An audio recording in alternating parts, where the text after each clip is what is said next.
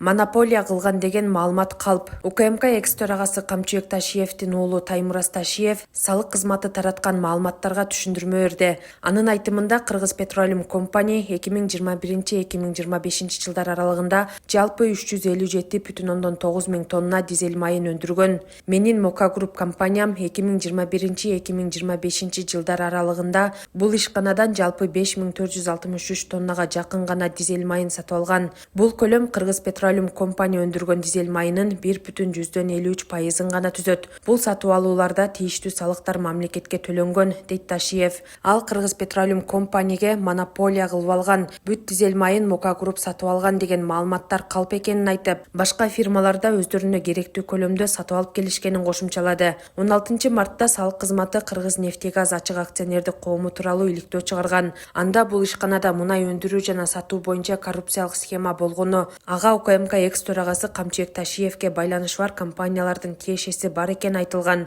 Алардын арасында негиздөөчүсү Таймураз Ташиев болгон Moka Group компаниясынын да аты аталган. Ачык бюджет мамлекеттик порталындагы маалыматка ылайык, Таймураз Ташиевдин Moka Group компаниясы 2021 жылы мамлекетке 2 миллион 921 миң сом, 2022 жылы 6 миллион 576 миң сом, 2023 жылы 27 миллион 880 миң сом, 2024 жылы 107 миллион 283 миң сом, 2025 жылы 32 миллион 252 миң сом салык төккөн.